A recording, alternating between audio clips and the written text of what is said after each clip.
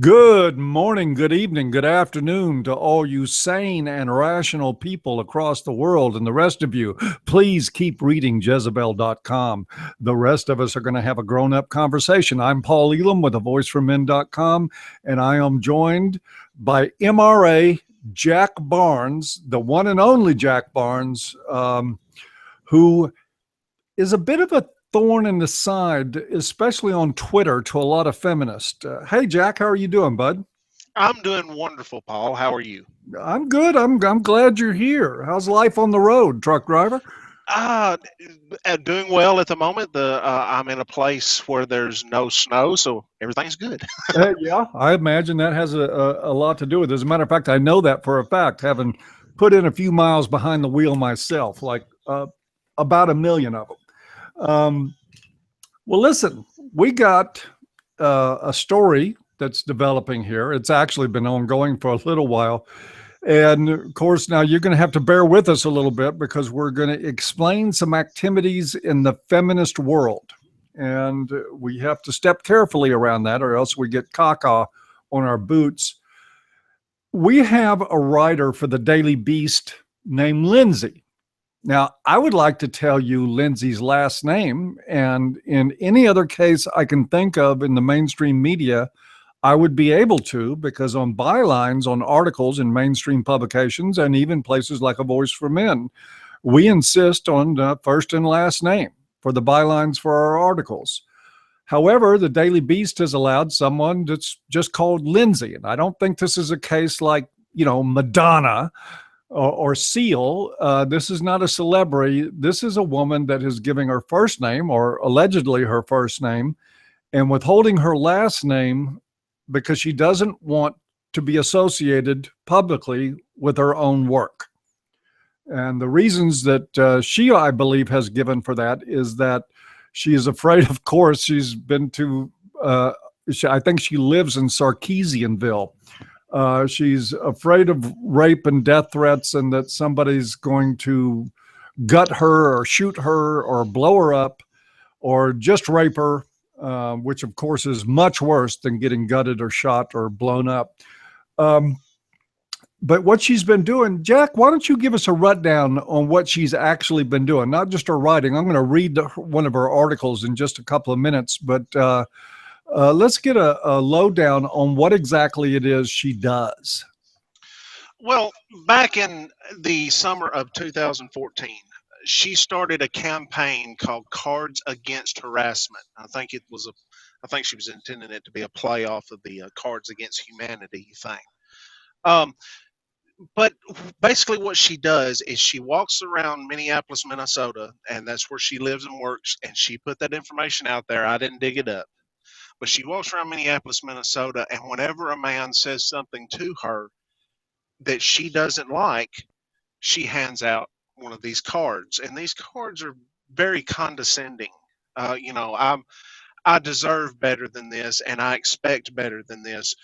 Don't harass me, sort of things. There's a website, Cards Against Humanity, or excuse me, Cards Against Harassment, that she started. That's got these cards on there that you can print out and cut them out of a sheet of paper and hand them out to people who say things that you don't like. And she got to the point where people were questioning her about doing this. Like, is this really necessary? Is this really a problem? And she thought, well, I'm going to prove it. So she started secretly videotaping the men who said things to her, and who and her confronting them. And she's put them up on her YouTube channel now. Uh, how much more detail you want me to go, Paul? Because I could go for a while on this. I'd say give a little bit more. Let them know Okay. what's been happening. Okay. Well, um, she's like I said, this started back in 2014, and she got a lot of media praise for this. There were several media articles written about her. People Magazine, the Christian Science Monitor, I believe, is another one, and several other big media publications, along with your sort of mid-level blogs or online media publications, wrote about her, just praising her for what she was doing, and the evil misogynists that she was calling out and everything. And I have a list right here of the the things that these men said to her. By all means, let's hear some of them. Get the whole Okay. story. All right. Here we go. Love the dress. In other words, commenting on the dress. Oh my God. Yeah. Minnesota chicks are hot. You are pretty. Oh, You are beautiful. oh my Now, God. yeah, really. But now some of these were okay. Some of these were kind of provocative. One guy called her a bitch, which, from the way it looks, the name fits. But it's still But he provocative. said that without getting to know her. So we'll ding him a Yeah. point on that. Oh, okay. Hey, beautiful. Oh. You would be beautiful if you smiled. Beautiful chalky white skin. Now here's another one that's kind of, I would say that this guy was a little bit out of line, but it's still not all that bad. It says, "I'm a dog and you're a bone." What a Yeah. silver-tongued devil that guy was. One guy bows to her beauty. He didn't. I don't know if he actually said it or if he just actually bowed to her and she went, "What are you doing?" Gorgeous. Damn that ass. And yeah, there you go. And another guy says, they were on the bus and said, "I hope we get off at the same stop." And another guy says he's a lucky guy, apparently talking about either a guy she was with or she may have a wedding ring or something. And two guys didn't say anything to her at all. All they did was look at her, and she confronted them. Well, that needs reportage for sure. They Now, looked at her. yeah, The evil male gaze. yeah, really. The problem with this, Paul, is that most, not all, I would say more than half of the guys that she put up on the videos she put up on her YouTube channel were of black men. Now, Which I understand, since she has taken down in an effort to make herself look non-racist. well, yes and no. She took them down, but she took down all the videos that made her look like a bitch. And claimed that, see, there was a lot of them that she took down that were of black men, but there were some that were of other minorities, and some where she just looked like a straight up bitch with papers. I mean, the one that I remember very well that she is now taken down. It was I'm not going to say an elderly but older black man, and he said something along the lines of "you're pretty" or "you're gorgeous" or something, something very, very innocent. And she confronts him and says, I'm doing a scavenger hunt, and one thing that I've got to find is a man who catcalls me. Would you take a picture with me so I can prove it? And he says, yeah, sure. And they lean in together, standing side by side, and she takes this picture. Okay, now this is a guy that supposedly has just done this awful harassment thing to her, and she's going to, Right. hug up next to him and take a picture. Then she proceeds to ask the guy for his phone number. Now, remember, this whole time he's being secretly recorded. He does not know he's being recorded. He gives her his phone number, and in the video when she posted it to YouTube, she does not bleep that part out. She published the audio of his phone number on the internet. Yes. Okay, first call, folks. I'd be very interested to learn from a reliable source from the Minneapolis area, if possible, Lindsay's last name. So I'll just throw that in there, and we'll go ahead and move on, and I'll come back and visit the subject again later. Well, and yeah, there's one other thing I was going to say about that video. All those videos that she took down. Now, if you'll go over there to her YouTube channel, there's still a couple of them still up there. She blurs the men's faces out. Well, in the video she took down, in parts of those videos, the blur was not in the right place. In other words, over his face, or the blur wasn't there at all. So you could see these guys' faces. So she didn't make a very good effort to try to hide their identity as far as their face, what they look like. Well, Jack, as for all we know, that may have been intentional, because I'm looking at one of the articles she did for the Daily Beast on how titled, I keep wanting to say entitled, and that's the wrong word, titled "How I'm Exposing Shirtless Slut Shamers." And she has 8 pictures of the same guy, almost like sort of a fetish porn collection here of the same dude that she is supposedly exposing, but she's made no attempt to hide his face at all. And I'm going to read that article in a couple of minutes, but go ahead.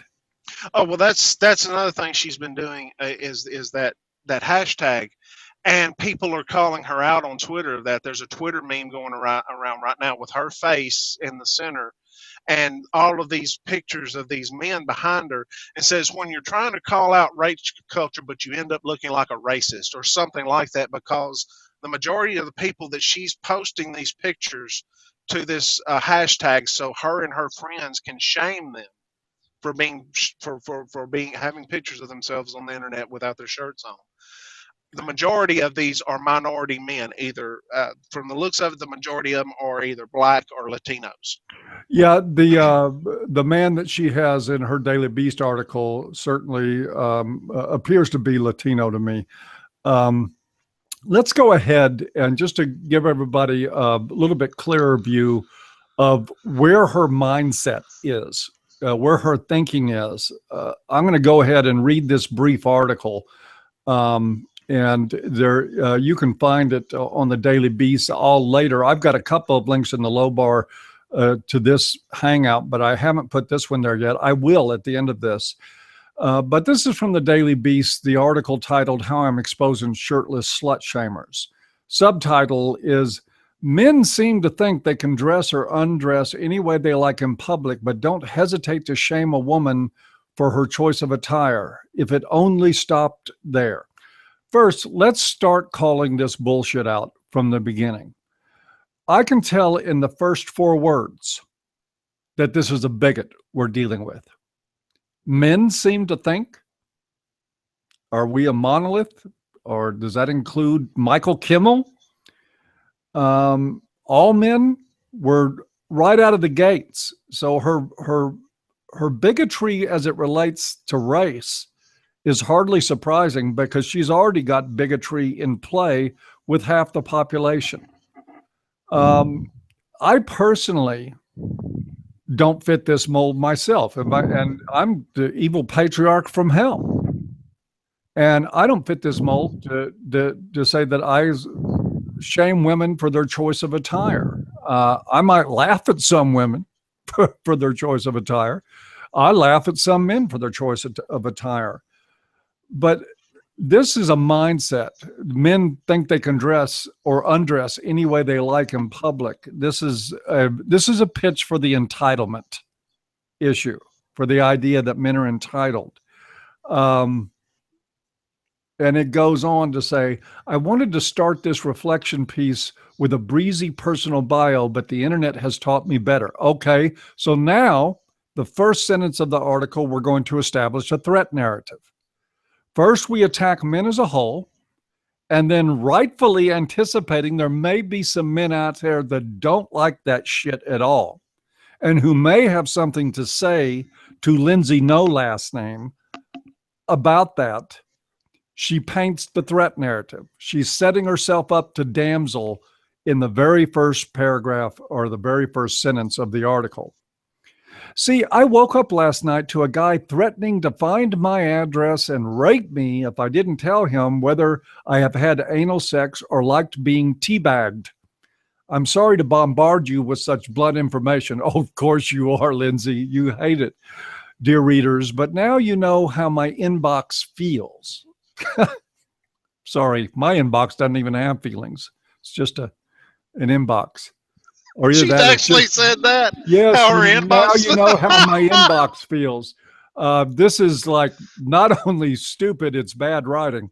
"I used my lunch break to walk to a nearby police precinct and patiently listened to the police officer explained, as the police officer explained, there would be no investigation.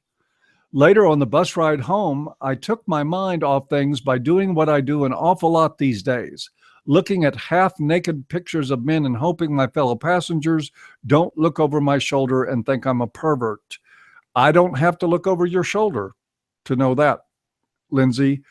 By the way, her reference to the police officer, you'll see in the low bar, there is a link to the response she got after filing a crime report with the police, in which they essentially responded by saying, "We're sorry, there has to be an actual crime for us to do an investigation." And what she reported was not a crime. So you might want to check that out, viewers, and read that the police took one look at her complaint and knew it was bullshit, the same way we know this whole thing is bullshit here. Continuing on with the article. Some context. This January, I started Shirtless Shamers 2016, a Twitter hashtag in which I juxtapose men's sexist slut shaming, more that bigotry again, men's, because we all know that women don't slut shame and women aren't sexist. Yes, women never say any, never has ever has a woman in human history said, you know, she's a slut. That never happened. Slut shaming social media posts about women's bodily respectability. Man, she's a fucking horrible writer, with their own bare-chested pictures. This isn't my first adventure in challenging misogyny through social media. In other words, this isn't my first adventure of hiding behind a screen name and harassing people. You may also remember me from such other controversial positions of street harassment. Please stop doing it. No, I don't remember you. There's a link there for those of you that get to this article, and if you want to read about what she thought was a memorable, controversial position called "Don't Harass People on the Street." That is such controversy, I swear. In other words, I am one of those Twitter feminists. You said it, bitch, not me. Your scumbag boyfriend secretly complains about through an anonymous account. Dump him. Yeah. Well, I got news for you. My account's not anonymous, and I'm hammering on your ass every damn day. I'm not anonymous either. But we're starting to get an idea. I love this. Your scumbag boyfriend. Dump him. She doesn't even know who's fucking reading this. When I started using the Shirtless Shamers 2016 hashtag, I expected things to stay funny, light, playful. Oh yeah, she sounds like a real funny, light, playful girl. Sexism and gender-based double standards aren't really funny, of course, but lampooning shirtless broskies who are heavy on ego and light on self-awareness has a certain silliness to it. Well, Lindsay, so does you talking about people being light on self-awareness. At any rate, they flex their pecs and regurgitate some casual misogyny, and we marvel, bemused, that they aren't in on the joke. But as is often the case, we laugh to keep from crying. This thing has more cliches than a dime novel. Then she presents a series of her apparently famous tweets. One of them, just see to have any of them. Oh yeah, she got 119 retweets on one of them, of a guy that was shirtless. She goes on to say, I'm about five, and this is not too much longer, guys. I will be mercifully brief here with this. I'm about 5 weeks into the hashtag with more than 100 posts conveniently gathered here for your viewing pleasure, and the recurring themes are far from funny. Most of the featured guys declare as an unassailable fact that if a woman wears anything less than a full coverage outfit, either out in the world or in a picture online, she lacks self-respect, period. They frequently use the term half naked as if it's objectively pejorative, but the definition of half naked is not based on the actual ratio of skin to clothing and seems instead to be held to Justice Stewart's famous standard, I know it when I see it. And she's referring to Supreme Court Justice Stewart's definition of pornography there. The court wrestled with that for a long time, and one of the quotes that came out of that, just incidentally, was from Justice Stewart, who said, I don't know if I can define pornography, but I know it when I see it. The definition of self-respect is even more tenuous. Never mind that these featured guys post their own half-naked pictures. Never mind that these still same guys like and retweet pictures of undressed women with gusto. The clear message is what's good for the gander is not good for the goose, because the goose is a total slut. See Volume 9, Issue 2 of Evolutionary Psychology for Assholes Monthly. Well, that was almost funny there for a moment. Many of the featured guys frame their disapproval in the most punitive way they can imagine. For young women in 2016, she will never be wifed, as if being legally bound to a misogynist is better than staying single. Many extrapolate further.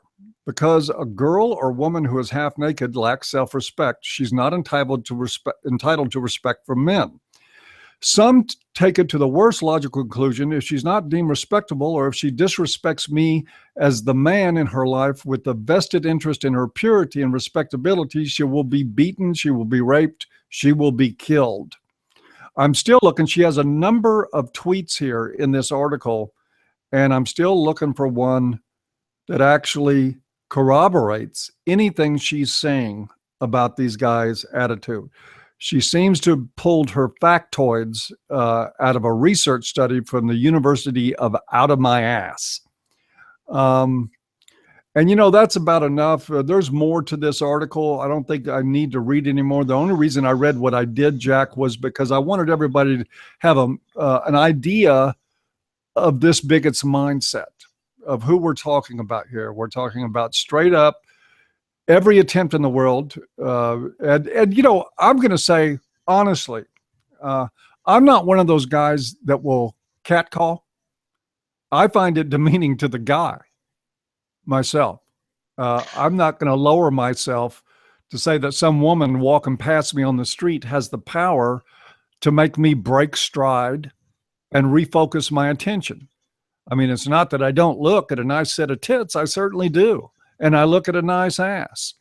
But to make a public display of ooh la la, like I've never seen an ass before or never seen a pair of tits before, I would find personally degrading for me.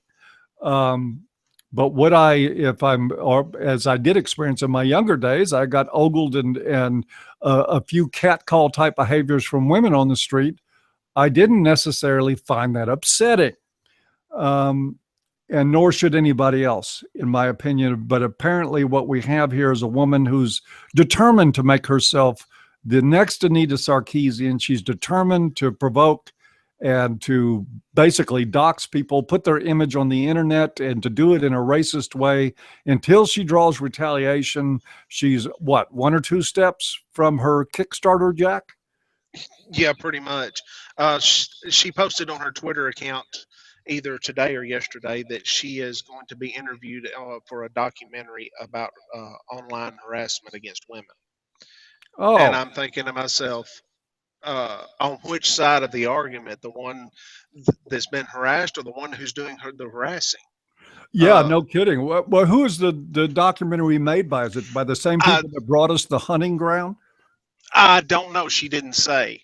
And of course, gives you a clue right there. She doesn't want to reveal who is actually making this documentary. But let's get back to the real world here for just a moment. I'm a truck driver. I go all over the country. I've been to Minneapolis, Minnesota more times than I can count. Wonderful city, wonderful people. But there are things up there that are culturally unacceptable versus Florida.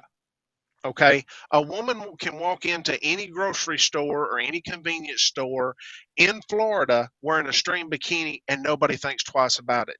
I mean, because, on the beach, right? Yep. You can't do that stuff in Minneapolis, Minnesota. No shirt, no shoes, no service, right? It's just a difference in culture in two different parts of this country.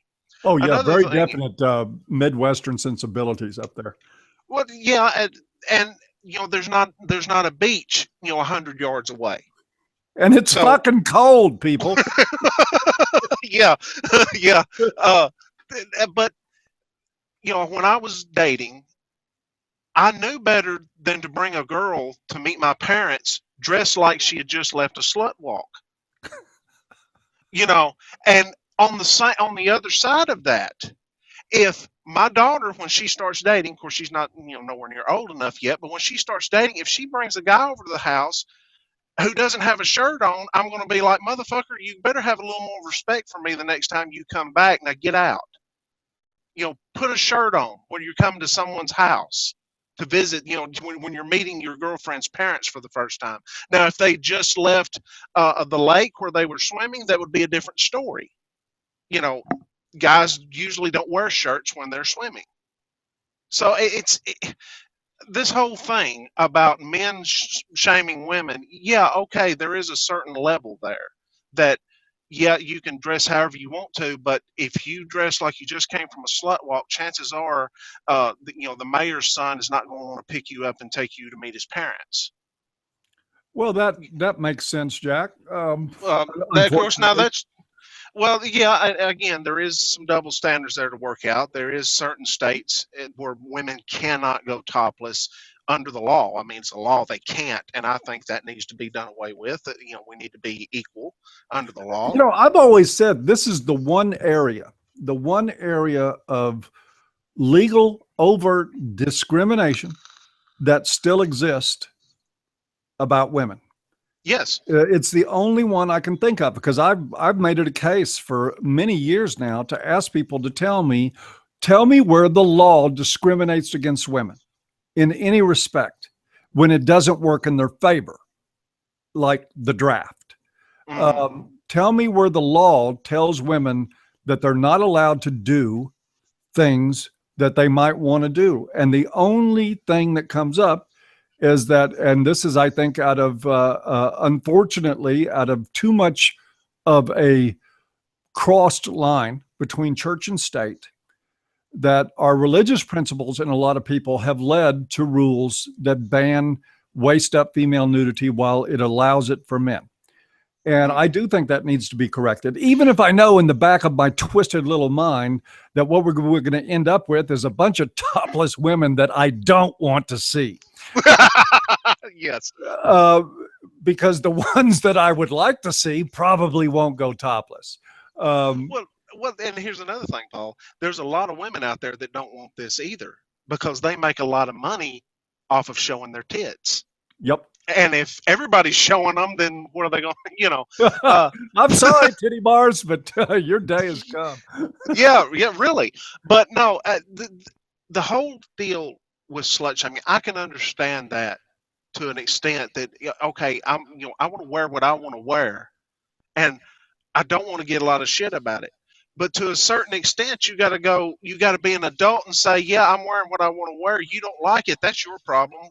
But have a nice day, and not let that affect you, what other people think, because you're never going to be able to please everybody. Let me give you an example of that, Jack, of the very thing that you're talking about. A few years ago, 5 or 6 years ago, my partner and I we went to the New England for the fall color burst. Mm-hmm. And there were nice, cool days, but I'm a guy that likes that weather, right? I mean, to me, that's good t-shirt weather. And we were going to go on a train ride through the White Mountains and just enjoy the foliage and such. And I was wearing, it was long shorts, but it was a pair of shorts and a t-shirt, and I was very comfortable. And there were lots of people, even New Englanders up there, that were dressed with, heavy sweaters on, some coats, things like that. But I'm comfortable that way in that weather. And this guy, and it was a guy, approached me and started giving me a hard time about being dressed inappropriately. And I listened to it for a couple of minutes, and I said, thanks for your opinion, but you can fuck off now. Because you were dressed inappropriately for the train. Did it have a dress code or something? Well, his implication was that I should have been wearing long pants and a long sleeve shirt, that it was a cool time of year, and that people wore shorts in summer. This is some guy that was stuck in 1940, right?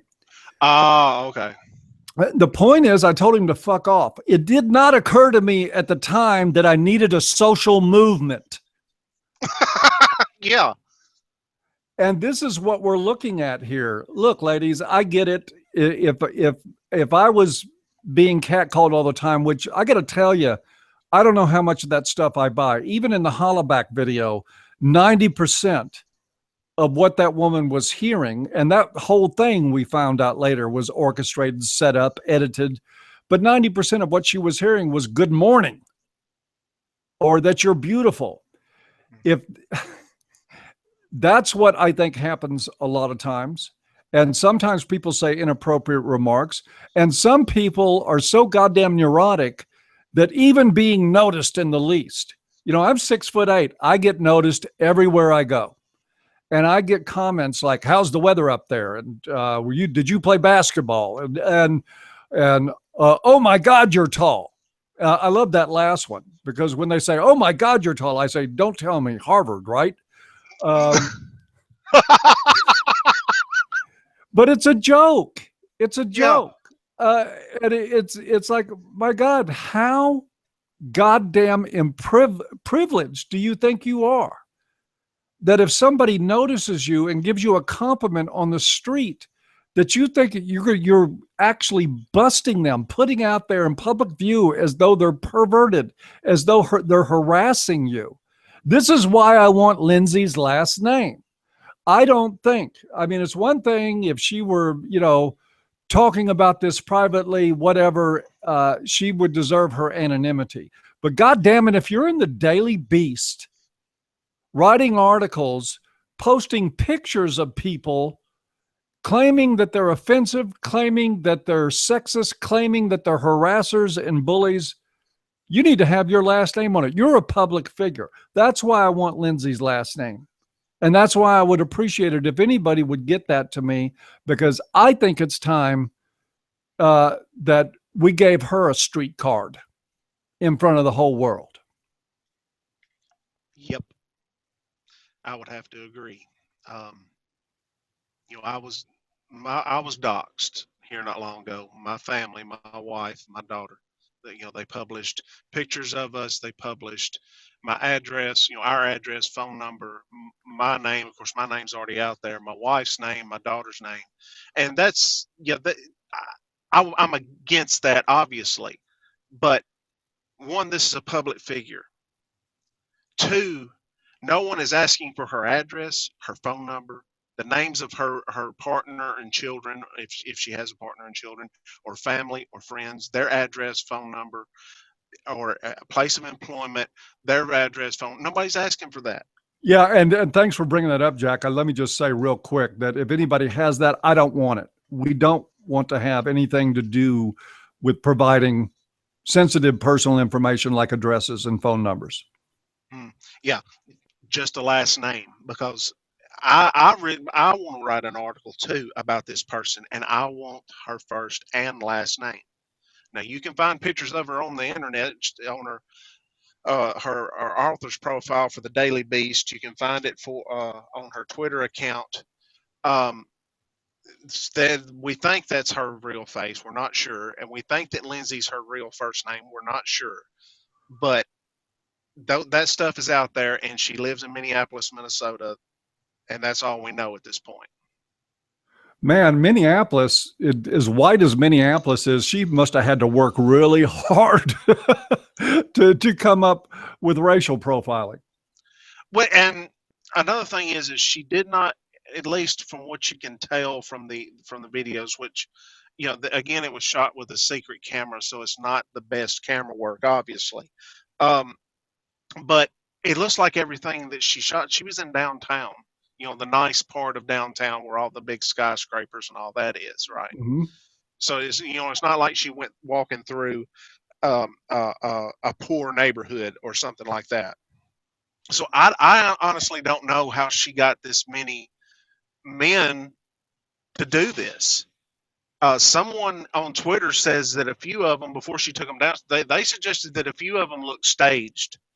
Now, I don't know. I'm not going to say that one way or the other. I can't tell, but maybe not. I don't know. But she still has two videos of her confronting men.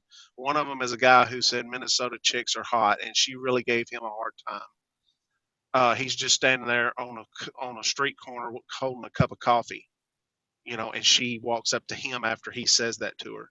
And the other two guys are two men sitting on looks like a low wall, and they just looked at her, and she confronts them, and they end up apologizing to her. And I think they shouldn't have done that, but no, anyway. Guys, Jesus, guys, apologize for looking at somebody. Yeah, she Okay. berated them to the point to where they apologized to her. And I'm sitting here thinking, when I watched all of her videos when they were still up, I watched all of them, and I'm sitting here thinking to myself, if I had done that, I would need reconstructive dental surgery because I'd have got a fist in the mouth. Yep. But she can walk up and say these things to men, and you can tell they kind of cower a little bit. They kind of, have a real polite tone of disagreement with her and everything. But yet, men, we're the privileged one, and women, we oppress them. Yeah, this is all more proof of how unsafe women are on the street. They can Yeah.